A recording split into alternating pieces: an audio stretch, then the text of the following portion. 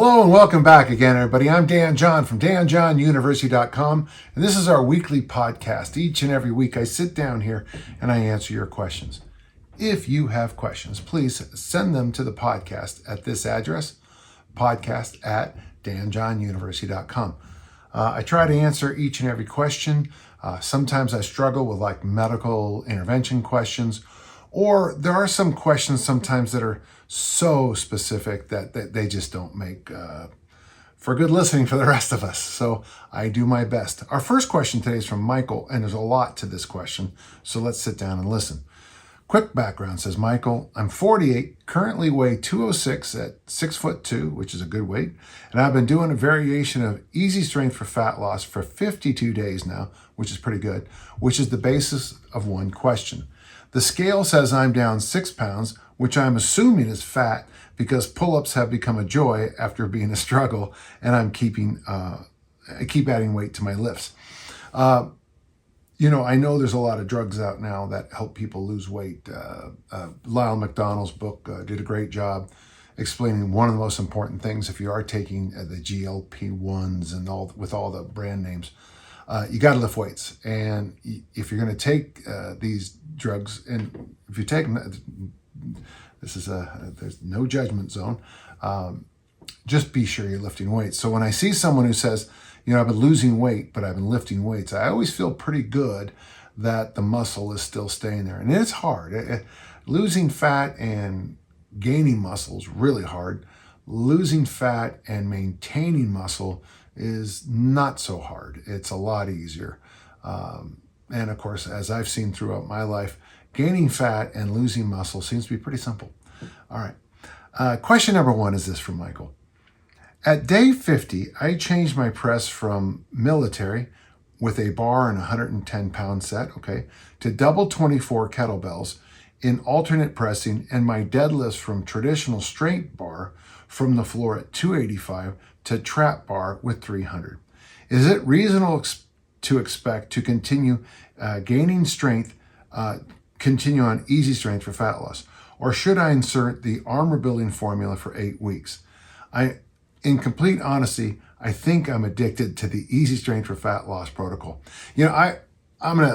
So folks, I love the armor building formula. You can find it at danjohnuniversity.com/bookstore. You can also, so we're talking about two things that are both available at my bookstore: easy strength for fat loss and the armor building formula.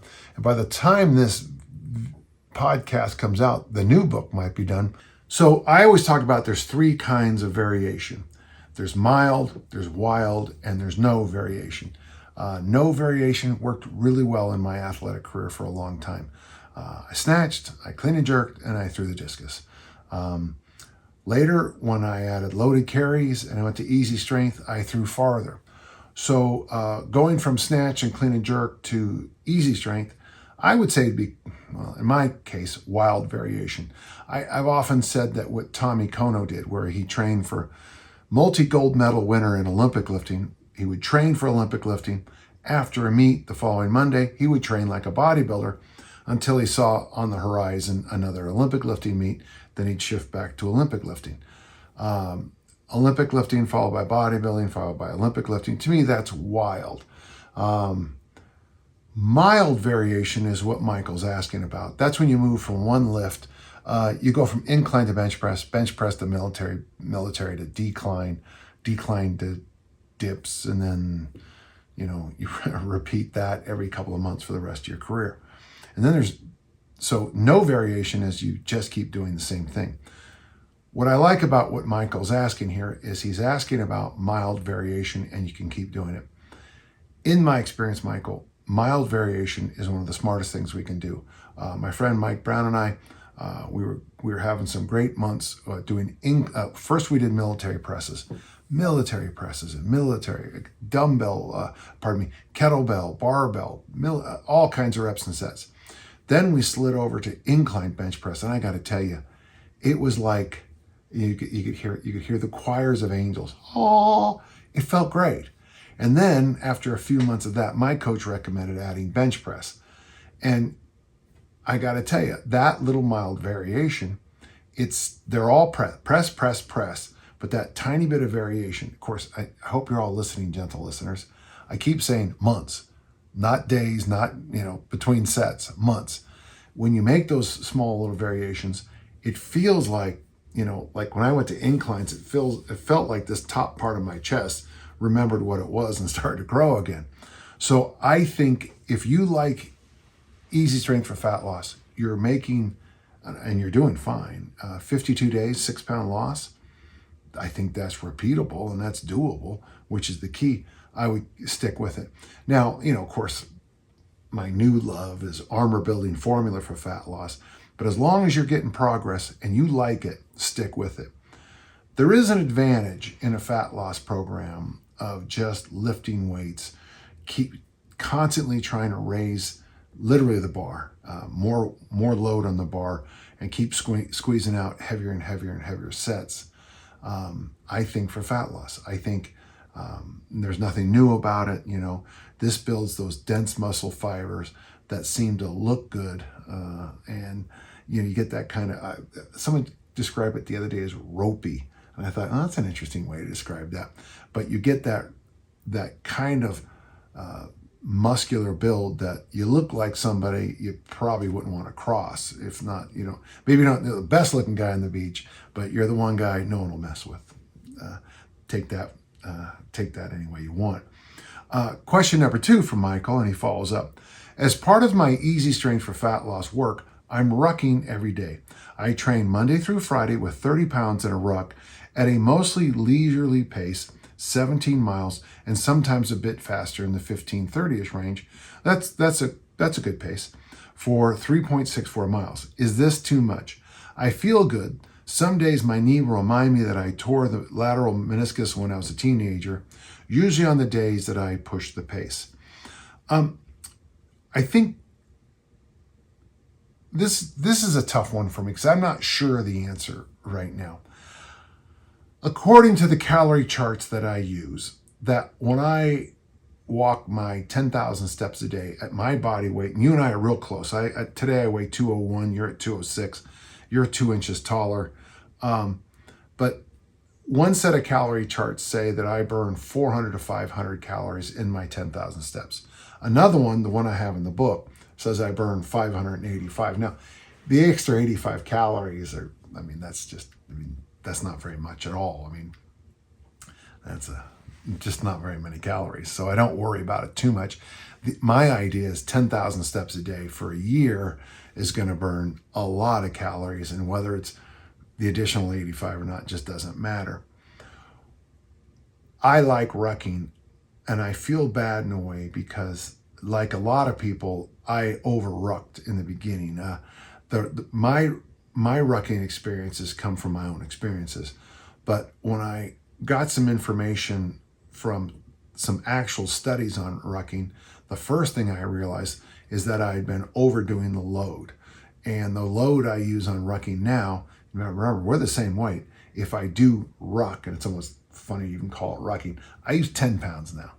And part of the reason I don't go heavier is because I want to be sure that I'm I want to make sure that I'm walking every day. Ever since I moved to just pure walking, so I took off even that 10-pound vest. And don't forget, I used to ruck with 60 plus pounds.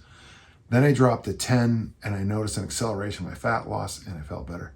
When I just went to pure walking, I even felt better. I think rucking is a good thing. I think rucking in the mountains is an amazing thing.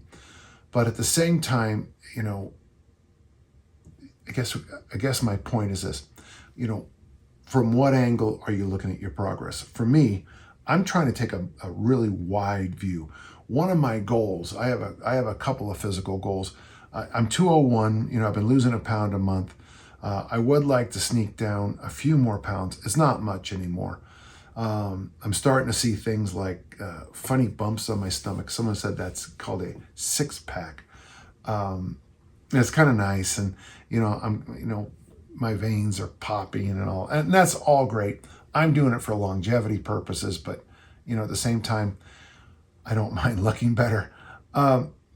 What I've noticed, Michael, and I think a lot of our listeners, is if I walk and feel good, 10 to 11,000 steps now, 10 or 11,000 steps a day, every day, over time, I look better, I feel better, I move better.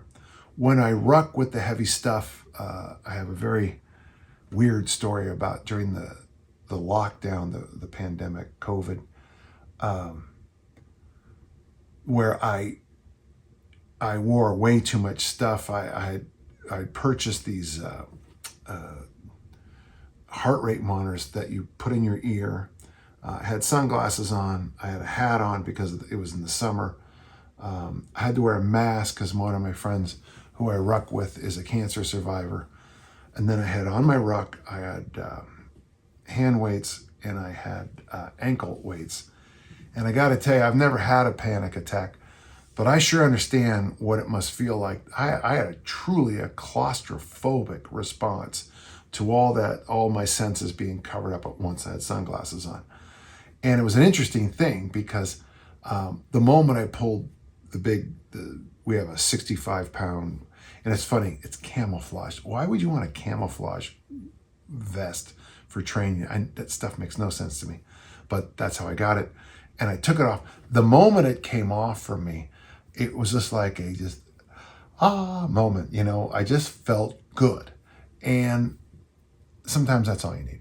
And so when that happened to me, I started doing some of the original studies. Now, these have been from the 1980s. And weirdly, I was at the place when the studies were happening, but I never met the people. We're very close. And these are the people that recommended the 10-pound rucks. Once I started rucking lighter, I noticed that I was a lot fresher, had a lot more enthusiasm the rest of the day. And once I went to just pure walking, an important thing suddenly occurred to me. When I ruck heavy, I get hangry, I get hungry. I really start looking for food. I get that thing called food noise when I ruck too heavy. When I walk, I don't get that. So this is going to sound kind of a strange answer to your question, but the reason I moved to just walking or light rucking is because it holds down the food noise. It holds down the panic. It holds down I got to just start shoving calories down my throat. When I was rucking heavy, when we would go to the Landmark Grill here in town, I noticed those were the days I would eat all my pieces of, I either eat sourdough or rye toast. When I don't ruck heavy, I don't even take the bread on my plate. It's a small thing, but 4 pieces of toast, a couple of days a week over time is a lot more calories than anything I burned extra from rucking. Convoluted, crazy answer, but the point is this. If you have any hesitancy about your rucking, back off. If you back off and you still, it hurts back off again. It's better to walk every day this 3.64 miles, which is impressive. Takes you just over an hour, which you're probably in that 10 to 11 to 12,000 step range. Walk it a few times. See how your knee feels. Walk it a few times. See how the rest of your day's hunger feels. Just walk it and get a sense to see if it's time for you to lighten up and adjust. I learned this originally from Rusty Moore about walking after you lift. And of course, Greg O'Gallagher talks a lot about walking in his podcast. And I got great respect for Rusty Moore and Greg O'Gallagher. A number of other people really emphasize walking to me. When smart people who have a lot of success in fat loss keep telling you the same things over and over, if you don't listen, I think that is the definition of insanity. So I hope that helped, Michael. Great series of questions. So Easy Strength for Fat Loss, available over at danjohnuniversity.com/bookstore. Very easy program to follow. It's called Easy Strength, but it works really well for people who just kind of stick to it and just don't allow themselves to blow up doing too much. Thank you. Joe has a question, and this is a question that has been popping up more and more. So I'm gonna give you Joe's question. Joe, he and his son have been training consistently for the past couple of months, a combination of the humane burpee and the armor building formula with extras thrown in, skipping rope, bear crawls. It's been great for us to do this summer. He'll be working at summer camp this summer. He's not sure about how to train. So I'm going to take on that one, and then I'm going to slide down to this one here. Eric says, I'm trying to figure out the source of this idea, and I think it is you. The general concept was the originator of the idea, taught school, and figure out a map of what kind of training worked out best according to the structure of the student's life. That was something I do. Students with a very structured routine did well with training in a less structured way. Students with a more predictable routine did well with a very structured routine. I always know it's best having a set plan. Mondays, therefore, I'm doing X. All right. So this is these two questions I want to tie in, if you don't mind. I get a lot of questions from people asking about how to train their children, how to train with the school year. And I thought I would combine those two questions today because I had a couple other questions. For those of you who are parents, the best thing you can do is remind yourself, and this isn't fun, and my daughters are in their 30s now with kids, and they remind me of how, I have to be careful how I say it, but sometimes when they remind me about my mistakes as a parent, I got to tell you, it breaks my heart. And for those of you who are parents, you know what I'm talking about. I mean, you know, the entire time Kelly was alive, has been alive, I've always worked two jobs. So that I could send them to Catholic schools here in Utah, so that I could pay for their bachelor's and master's degrees, which I did, and all their high school education at an expensive Catholic high school here in Utah. So I always worked two jobs to be able to pay for that. And I also made them breakfast every morning and dinner every night. And part of the reason I wanted to make them breakfast every day and dinner every night, because I wanted to role model or model appropriate eating and appropriate balance in life. So for those of you who are parents and you want your children to work out, there's a very simple thing to do. Allow your children to watch you exercise.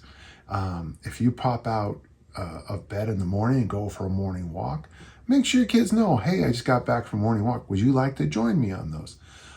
When I was in high school, we had a very successful person in our community who, first off, personally did not watch television, but had set each night every couple of nights each week to walk with the children.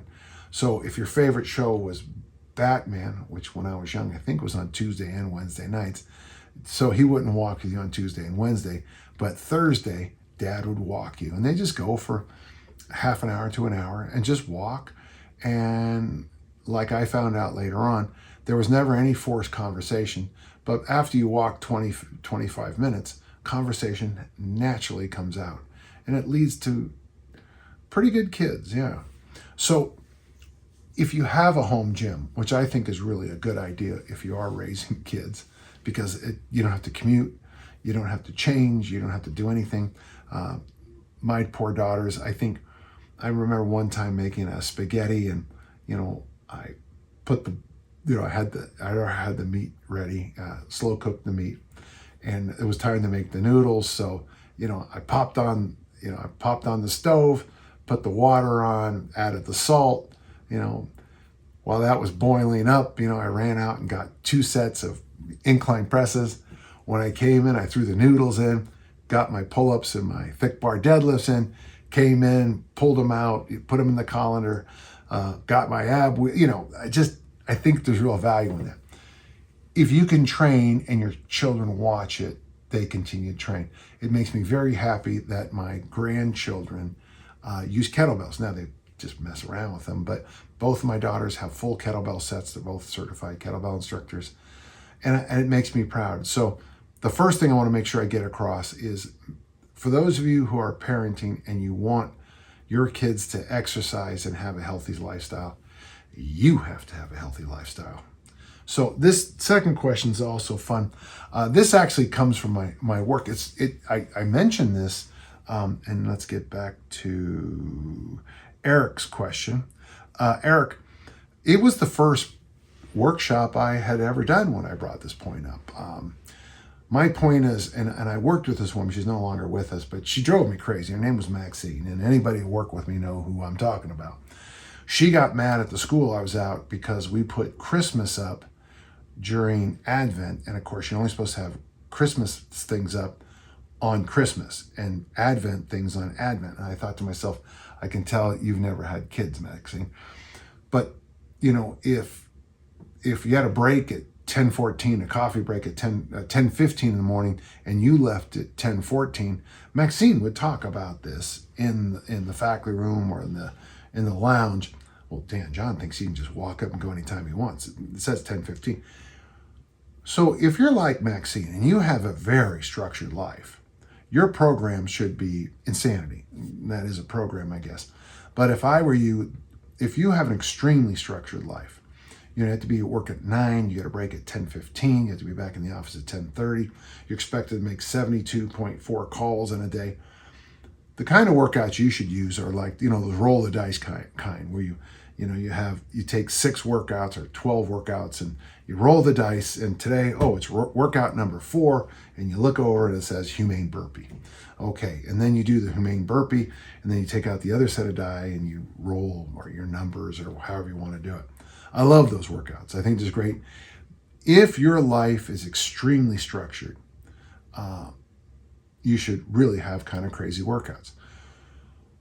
Now, when I coached at highly academic high schools, I had a lot of athletes with a lot of structure in life. And I found sometimes with them, having some random stuff worked really well. I tried to keep making that kind of random work with them.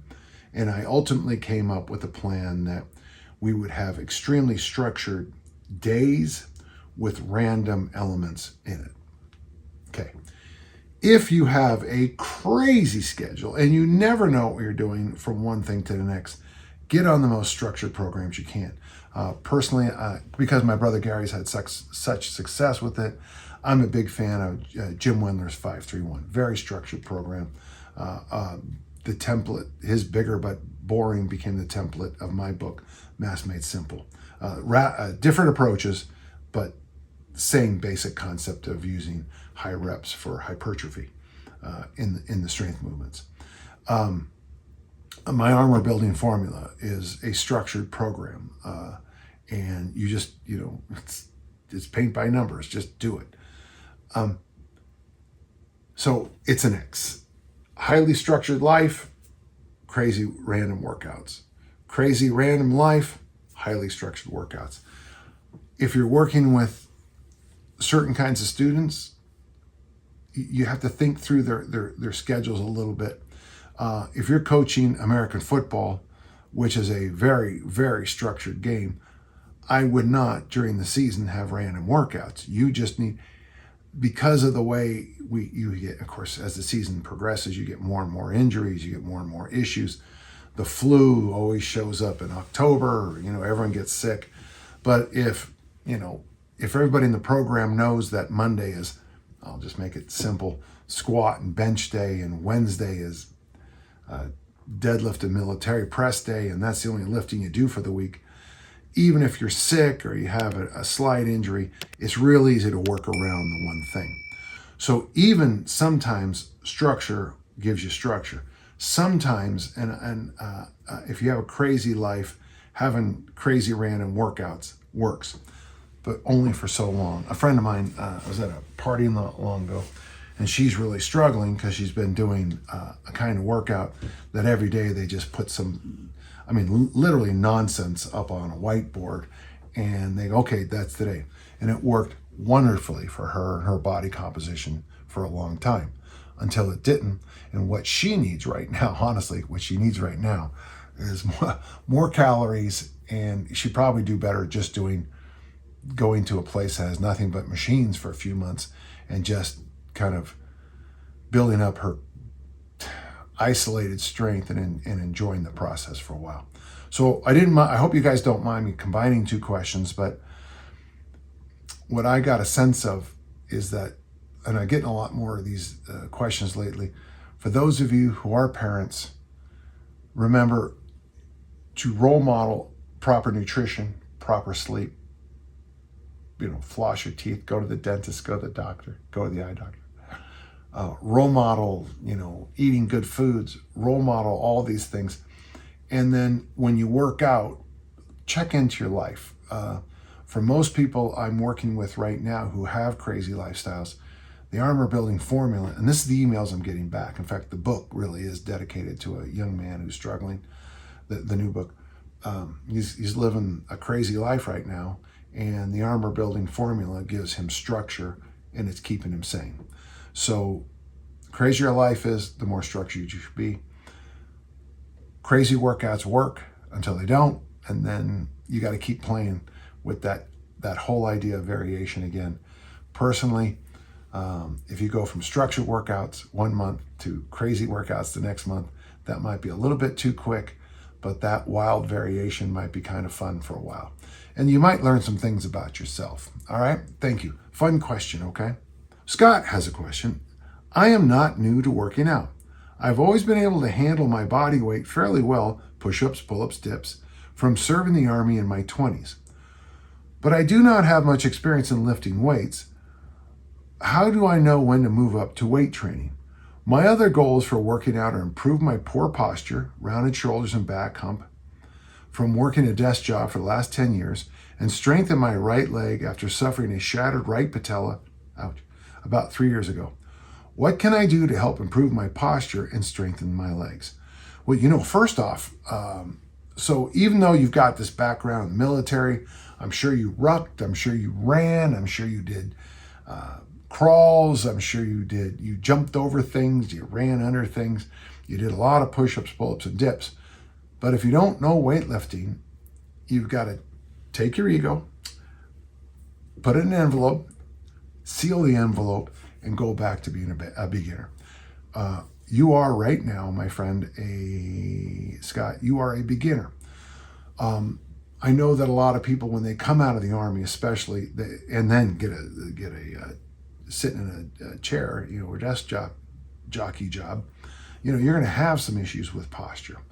And so the best thing I could recommend at first is, and it's funny because I say this, and I mean it, I would start off, get a cheap gym membership, go to the gym, and I would just start off with basic machines, and not for the rest of your life, but maybe anywhere from, depending on how quick you learn, 3 to 8 weeks of just, the leg extension, the leg curl, the shoulder press, shoulder pulls, the vertical and horizontal push and pull, the ab machine. If they have a low back machine, that's where I'm heading you to just give yourself a little practice in basic movement. When I'm working with new people, what I'm now thinking is, I spend a lot of time over here at the Murray Senior Center. I've got a lot of good that'll and my friend Merrill, he's in his mid-90s, and he's an impressive guy. He's an eyewitness to the first atomic bomb blast, that'll tell you he's no kid. And he also flew 88 fighter missions over North Vietnam. And he's a hell of a guy. And we talk about these things all the time. And one of the things I do, not just Merrill, but some of the other guys, is I listen carefully about when they learn to lift weights.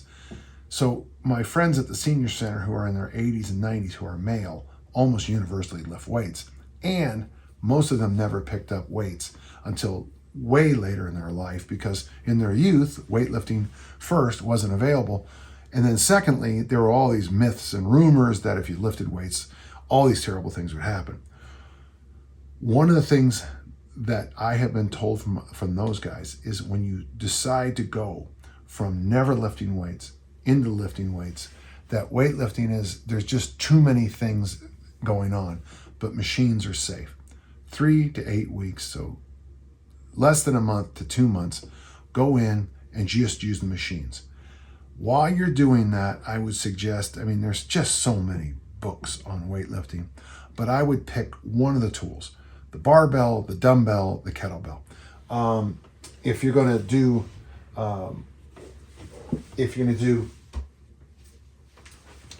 the barbell world, I am a big fan of Harry Pascal's books, and of course he had Bosco. so he starts off in this book, Muscle Molding. You can get this book online. It's a great book from Bill Hinburn, Hinbern's place. I just think Bill is a real resource. But what's fun about these books, and if you ever do come to my house, in my bathroom over here, I have the Bosco posters are they're nicely framed on my bathroom wall. So while you're urinating, you can get inspired to do more deadlifts and squats. If you pick barbells, stick with the classic basics. I would say it would be nice to learn how to clean the weight. I think it'd be nice to learn how to military, bench press, probably front squat, back squat, and a deadlift. If you'd like to learn to row, be sure you're careful and safe with your back issue. If you decide to go to kettlebells, I love the Armor Building Formula. The author is a genius. Sorry, joke. But if you're going to go to kettlebells, which is a very cheap, by the way, so is barbells, learn the basics, the clean, the press, the front squat at first, and you have a lot of fun. If you're going to go to dumbbells, I don't have a lot of modern dumbbell resources, but I have a lot of really old school ones. 2 adjustable dumbbells, you can get a ton of work done in the house. With your right leg and your posture, I think I would regress all the way down. Make sure you're getting your walking in every day. Can you walk before work? Can you get up first thing in the morning? You're Army, you should have the discipline. I get up every morning and I feed the dog, get a couple sips of coffee, and then boom, I'm out there. This morning before I ate my first meal, I had 7,700 steps in. Now, in full candor, I had my morning walk. I worked out and I walk around a lot while I lift. And then I did a walk with Emily and Mike. It was wonderful. Get your steps in. I love 10,000 steps. I also like 8 glasses of water a day, and I like 8 hours of sleep. Those are been around a long time, and yeah, science doesn't support them, but come on, we all know it's true. Get your walking in. That's going to help both your posture and your knee, I think. And then when you do decide to start lifting weights, and I hope you take the advice about, because of the knee and your back issue, please try machines at first. When you slide over the tools you're going to try, and by the way, ultimately I want you to go through all kettlebell, dumbbell, and barbell worlds. Just start off light, practice the lifts, and build up over time. You didn't give me your age, but I'm guessing you're probably 30s or 40s now. And just think, if you start at age 30 lifting weights, by the time you're my age, that'd be 38 years of weightlifting. And if you're not an expert at something after 38 years of doing it 3 to 5 times a week, I don't know what's going to make you good at something. But that's my advice to you. I would invest in some books. Now, you don't have to go crazy. For most of my readers, Arnold's 3-day-a-week, sometimes known as the Big 6 program, is all you'll ever need. For some of my readers, it'd be fun to add some variations because we all get bored. But keep it simple. My book, Easy Strength Omnibook, available at danjohnuniversity.com/bookstore. The Easy Strength Omnibook has a lot of classic programs in there. Reg Park's programs, of course, Arnold based his programs on Reg. The Bosco programs are there. I have a bunch of programs from the 1970s from different authors. And one of the things you'll notice in the classic way we trained, we didn't do a lot of exercises, but we did them really well. I hope that helps, okay? And thank you. Devon has a question. My oldest son is 3.5 years old, 43 pounds, and already has shown an interest in working out with Dad. Boy, is this the theme of today's? And by the way, we had a lot more questions this week about training children. I'm often uncomfortable with giving advice about training children. I sometimes feel parents are kind of forcing them into it. But you'll see with Devon's question, that's not happening. Sometimes picking up a 5 or 10 pound plastic kettlebell, we can get his hands on it. I've heard conflicting things on the dangers of kids working out too young, with concerns about growth plates and the like. They grow up quick, and I'm wondering how old do you find kids need to start seriously working out? I'm thinking body weight exercise would be a logical place to start. Boy, we have been getting a lot of questions about training kids. There's no question in my mind that you could probably start younger. Somebody asked me years ago if I could do it all again, what would I have done? And I jokingly said, well, I would have been born with better DNA to be a lifter. I'd have started at 8 years old, and I'd lived in a country that fully sponsors and supported Olympic lifting.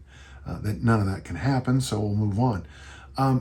Here where I live, and at the schools I've coached at, we started our lifting program in the 6th grade. 6th, 7th, and 8th grade was the middle school. It was basically a very simple program. They learned the roots of basic lifting, the clean. We did the Southwood program. So the clean, the power clean, the military press, the front squat, and the bench press. It was only 18 rep workouts. We did a lot of calisthenics. I kept trying to get the coaches in that program to not try to mimic what the varsity football players were doing, but some of that stuff, the tumbling and things like that, anybody can do it. 6th, 7th, and 8th grade is a great time to teach gymnastics, teach tumbling, teach all the sports and games. Now, with your child at 3.5, that might be a little young, but I have so many videos that gentlemen mostly will send me of their kids standing next to them lifting weights. I have videos of my grandson Leo doing easy strength with me, following along very well when he was barely a toddler. I mean, he was great at the floor work. Of course, when we went to stand up, he struggled because he was barely walking. Kids love to mimic what you're doing. So I think, I certainly wouldn't put him on the armor building formula or anything, but it's wonderful for me to watch my own children and grandchildren exercise. It just makes my life. So keep welcoming your children in while you train. If they want to play around and learn something, let them play around and learn something. If you make a correction, make it a friendly correction. Don't count reps. Use the ish method. It's one of my favorite methods. When I'm working in groups, people say, how many reps should I do? And I'll be like, 10-ish. I got that from Steve Ledbetter. The idea is in a group, this person might get 15 reps, that person might get two reps, and good enough. We'll move on. I hope that helped. I just have so many good memories of my daughters training with me when they were little. I got a video. I'm sure my daughter my daughter Lindsay would kill me if I shared it, but it's her using a standard barbell and clean and pressing probably 30 pounds outside on our lawn, just having so much fun with it. And I'm pretty sure she would kill me if she found out I was sharing that. So I hope that helps. Thank you so much. Good question. Ian asks us this question. I've been getting into Olympic lifting, and I wanted to ask whether you consider cleans and snatches to be a squat or hinge type movements. In university, I was consistently told that it was a hinge, but speaking to Olympic lifters, I get a lot of feedback saying to treat the first pull as more of a squat. That's interesting. I know you tend to program by categorizing exercises. You got to be careful here, Ian. As either push, pull, hinge, squat, or carry. But I was wondering why you class these movements as it just doesn't fit in that template. Okay, so don't take it wrong, but you're wrong. That's not. I do consider push, pull, hinge, squat, loaded carry. That's true, but it's a little bit more elegant than that. So this is from one of my newer books. This is a workshop I give, and so I decided a couple of years ago. This isn't available on Amazon. That I'm gonna start printing and putting my workshops and make them books. So if I get hit by a bus, the workshop survives. Kind of different. This is the ABCs and Fs of strength training, and inside of it, I have my movement matrix.